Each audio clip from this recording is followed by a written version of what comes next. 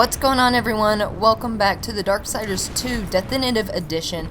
Deathinitive difficulty 100% walkthrough.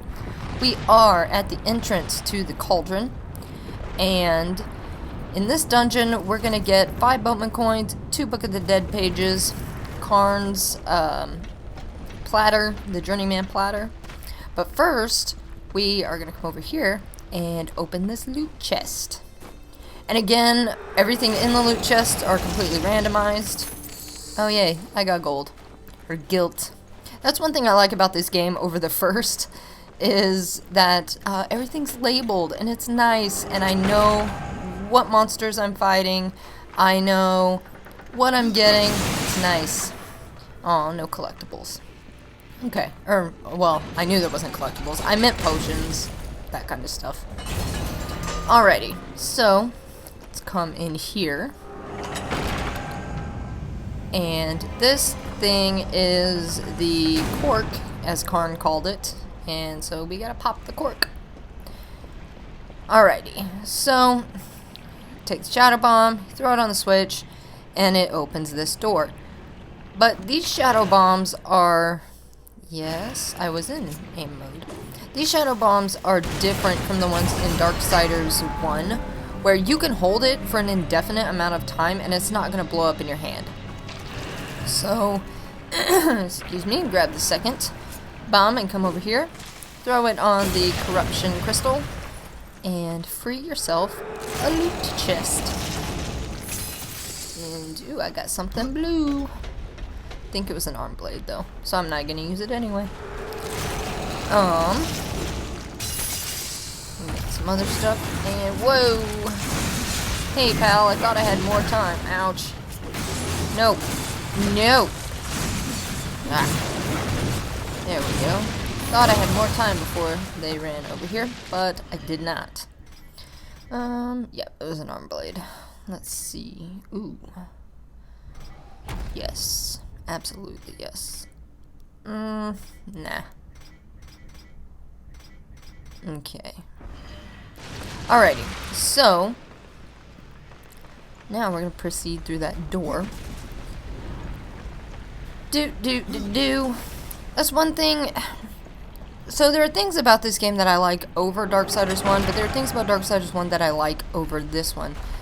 Dashing is one of those things. Death doesn't dash. Death doesn't dash on the ground, he doesn't dash in air, he does not dash in water, and the most annoying, he doesn't dash on vines. So that's one thing I definitely miss over Darksiders 1 every single time I play this game. So you can see we've got a shadow, or a skeleton lock. Now we're gonna go get the skeleton key. But first things first, come down here and grab yourself Boatman coin number 9, or number 1 out of 5 for this area. Or this dungeon, rather. And hello, health potion. But yeah, there are things about this. Right there, make sure you back jump. I should have said that first. But yeah, there are things about this game that I do prefer over Darksiders 1, certain elements to the game. But there are things about Darksiders 1 that I prefer and wish they would have brought back for Darksiders 2. Like I said, dashing is really the big one. I like the loot system in this game because I think it's, I don't know, like it's just a lot more fun to me to be able to customize my weapons-ish, sort of customize my weapons, possessed weapons for sure. I like the idea of possessed weapons. So on this, you don't have to get it exact. It automatically does it. And the door opens. Alrighty, just hop down here. And hello, barrel. Okay. And we've got a little bit of an ambush, but it's alright. Nothing too terribly difficult.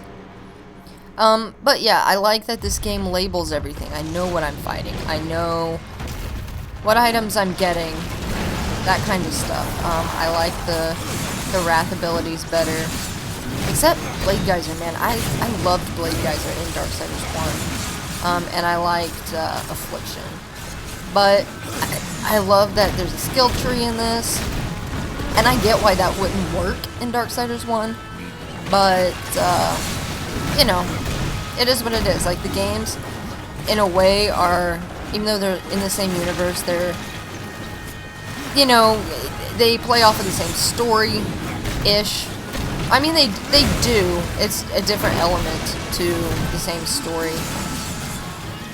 But I like that at the same time they're totally different games. Like this one and Darksiders 1 did this too a little bit, but they borrow elements from other games where, not like it's a carbon copy, but like in a way that is complementary to the game. For example, I love that in both games the puzzles are very Zelda-like. I'm a huge fan of Zelda. I have been since I was a kid. I love the whole franchise. Well, it's not true. Not the whole franchise. I love the franchise. Hello, dungeon map. But it's nice to see that they give a nod to games like that, or the first one I felt was, you know, there were elements of like God of War. In this one, you definitely see some Prince of Persia. You know, all games that I like. So I like that there's a definite nod to those games, but not in like a carbon copy way, but like in a, I guess nodding to them doesn't really make it like an original thing, but I don't know, I like those different elements and aspects, and I think that they work very well for the respective games. But there we go. And there is a, not this one, or this one, but there is over here another Boatman coin. Hello, Boatman coin, number 10. Okay, so over here, well, over here is the skeleton key. But, thank you, skeleton key. Ornate keys can be used to open locked doors, as though that wasn't obvious. Okay, so over here, you can go this way and take the long way back, or you can use a shortcut over here and just wall run your way across. And don't know what I was thinking there, but right here is where we got Boatman coin number 9. So you can definitely, if you missed it, you can definitely get it on the way back and just drop down and it'll be like, hi friend. But yeah, so you can probably, on the mini-map, you can see that chest. That is the last thing we will get, so don't worry about that yet, because you can't get it right now anyway. But it is the last thing we will get, and as I've said before, this is a 100%, so we will get, yeah, so we will get everything in the dungeon. And we got that Stalker's Bone for Miria's, the Shaman's Quest. And we got that for killing the Prowler. No, I lied. The Stalker. Prowlers are the little ones. Grab those before I forget, because I always forget. And there we go. Grab our Maker's Ball. Drop that in the socket. And you can see, sort of, the Boatman coin spinning there. So, you have to back jump from here to get it. Which drove me crazy the first time I played this game. Because you come over here and you get the loot chest, and then you have some breakables. As you can see right here, you have some breakables. But you can't just jump off of that little loft thing and get the Boatman coin. You have to do the back jump. Or at least that's the only way I've been able to get it. So I could be wrong about that. If you get it a different way, let me know in the comments below. But I, for whatever reason, every version of this game cannot just jump off of that ledge and grab it. So, grab this one. Oh, man. Oh, sorry for the yawns. I know they're contagious. Alright, so we gotta go up this way. But before we do that, we're gonna back jump and go up there. And get ourselves a fancy chest. Yeah, I record these late at night. Mostly because I am somewhat of an insomniac. So, hello, blue thing. I think those are shoulders. Yeah. Yes, absolutely yes. So you can see that arcane critical damage that I had on as a stat on that shoulder piece. Because I'm a necromancer tree, and I've probably said this before, but because I'm a necromancer tree, one thing that I focus on is arcane critical damage, and arcane critical chance. Those are going to boost my wrath abilities. They're going to make my ghoulies stronger. They're going to make my crows when I get those stronger. So definitely want that if you're a necromancer tree. You want to focus on those. This early on in the game, this low level.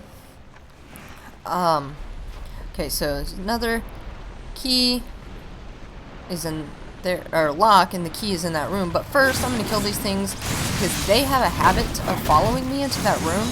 And one thing that is frustrating about the fighting in this game is that any enemies like this, if they are out of their element, they, like, if I go in this room and they were to follow me, they would mostly hang out by this door. And in doing so, unless like I get it just right, their health continually fills back up to full health. And that is not fun. So I kill them before I come in here. I've never played this game.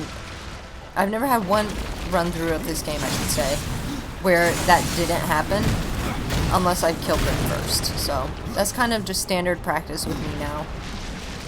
So, alright. Grab your shadow bomb. Toss it on the crystal. And you can see there's these two slots. Oh, wait. There's a third one. And there are only 2 maker balls. So, this one is behind, as you can see. And over here is Book of the Dead page number 3. You can come in here, get your Book of the Dead page. But you cannot get out. So, you can't get the ball out. We need the ball for the puzzle. So what I do, and this is really kind of your only option, but as I take this little maker ball and I put it in slot number 3 and release the other ball. Which again, this is fairly straightforward. But that was where we got that Book of the Dead page.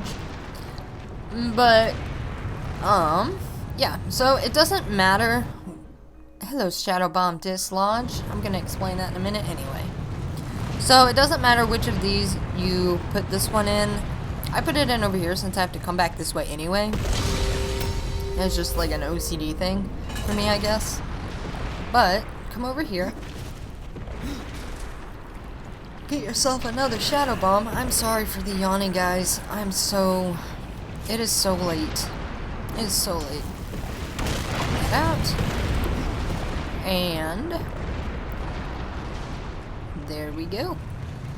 Very simple, very straightforward. Voila. And that is a mechanic that we will use definitely a few more times in the Forge Lands. In the dungeons of the Forge Lands. Hello, skeleton key. And here we go. Now we can go back in that other room. And this dungeon isn't too terribly difficult at all. Like I said, I'm playing this on the Deathinitive difficulty, and it's very easy. And that has absolutely nothing to do with how many times I've played this game. because it was very, very easy for me. I thought it was anyway, the first time around. So this room, come over here and get yourself Boatman coin number 12. You have one more Boatman coin and one more Book of the Dead page. Wow, that was dumb. Book of the Dead page in here. But flip the switch, the bridge, and this thing pop up.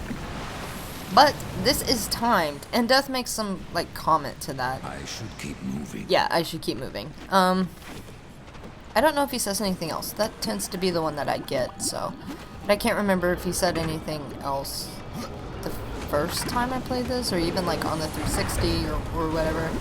But, anyhow. So make sure you back jump onto that, or you will fall down. At least I always fall down. But we're going to come up here, and we're actually going to do this twice.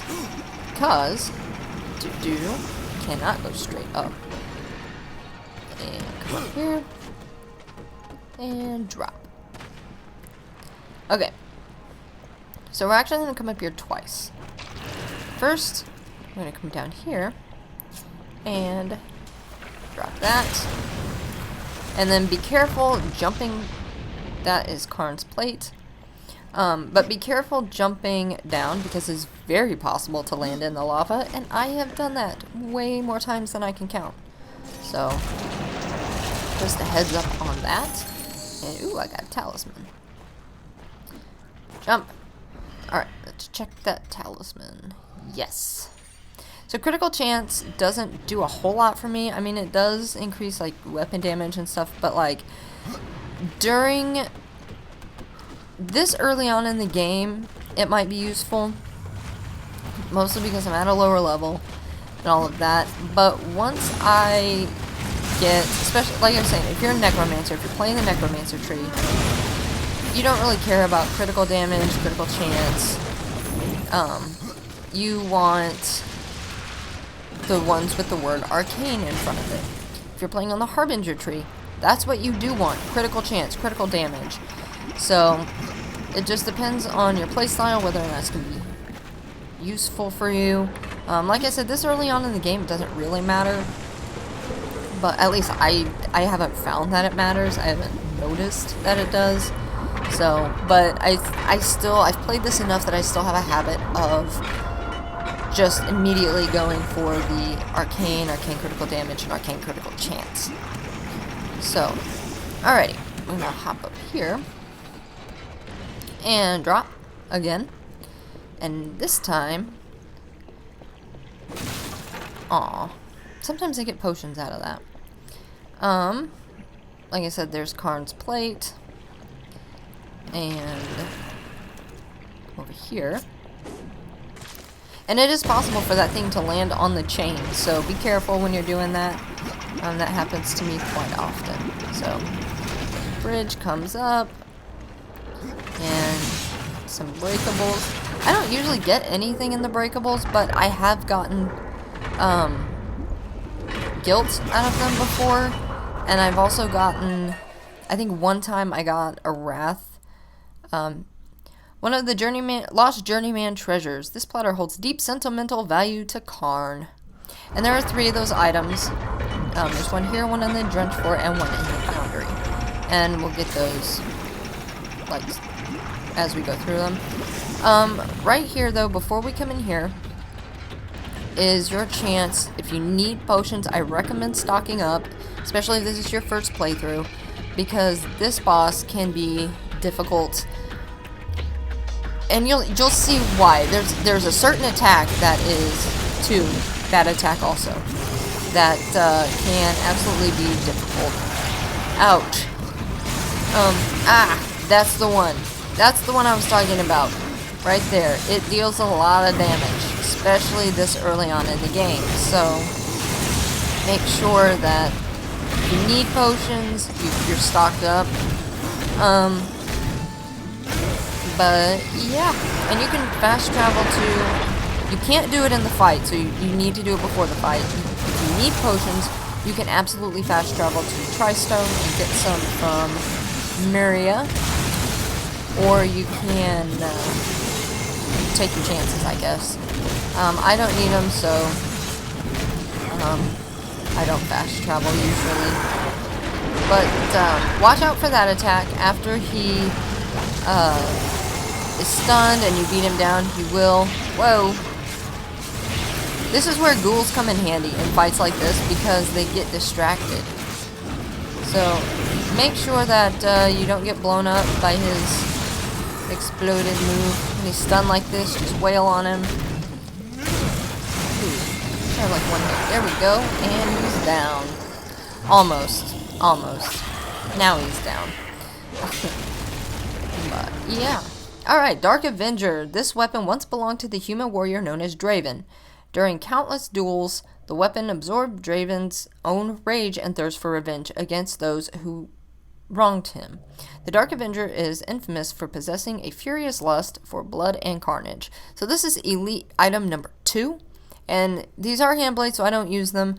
But I know people who play the Harbinger tree who swear by them.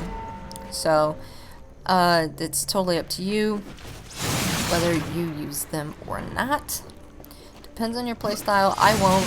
But that does remind me, if I haven't said it before, make sure you keep at least one. Apparently I can't kill pottery or crates and talk at the same time. Make sure you keep at least one elite item for each slot, because there is an achievement. Now, I'm not 100% sure if you can just use any elite item, like when we start getting purple items, stuff like that, or if they have to be those particular types of elite items. I've always done it with those special elite items. So, you'll have to let me know. We'll see how it goes. We'll try it later on with all the other purples and see what happens. So I'm actually getting more potions this playthrough than I usually get. And I'm very happy about that. I haven't had to spend the money on potions that I normally spend.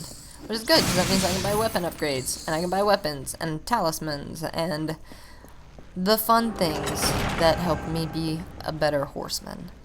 So this switch we will be turning in just a minute to complete the Cauldron. Grab this little chest. I think I heard a little ding, so there's probably a talisman in there. But then come over here, and in these crates we have Book of the Dead page number 3. Or number 4. Number 4. I forgot we got number 3. Alright. And then just, as Karn said, pop the cork.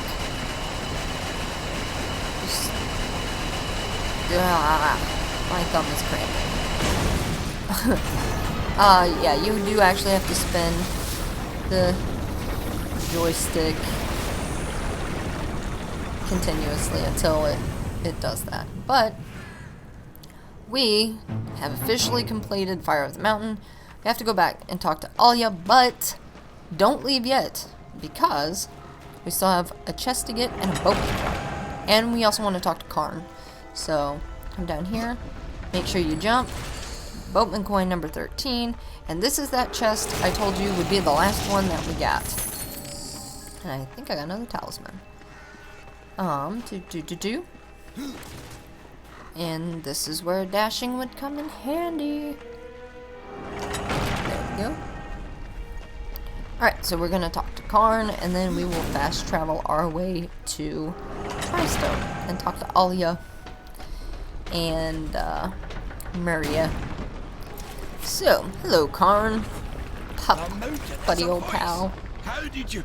No, doesn't matter. You have done what I failed to do. You must take the good news to Alia as soon as you can.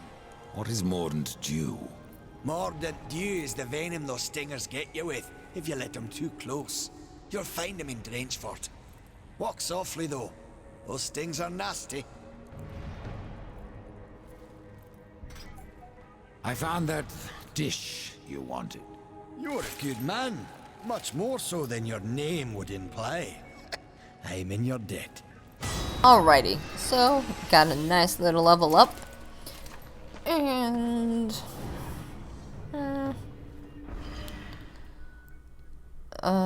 there we go. Okay, so now let's go to Tristone. Go talk to Alia. And normally I will be editing out this load screen, but there it is. Achievement unlocked, Pathfinder, for using fast travel for the first time. So when I go through and edit these, I'll be editing these screens out unless there is an achievement that pops up. So if you see it, you know why. But yeah, let's go talk to Alia. Come up here. Oh man, it's a long walk. There we go. Hey lady. Horseman, the fire of the mountain flows again. Yes, freed by my hand. And Karn's. Karn? That pup? He hasn't a clue. And yet, the forge burns once more. You know what awaits you, Rider. To finish this, you must restore the tears. I'm not your errand boy, Maker. Aye, but our fates are now yoked. Help us, and we will help you. In the meantime, take this. It might be of use.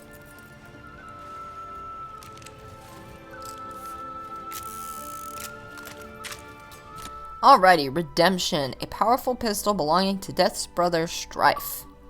And achievement unlocked 10G, looks familiar, Forgetting Redemption. This pistol. It belongs to my brother Strife. How came it here? I cannot say, but there are other goods you may barter for now as well.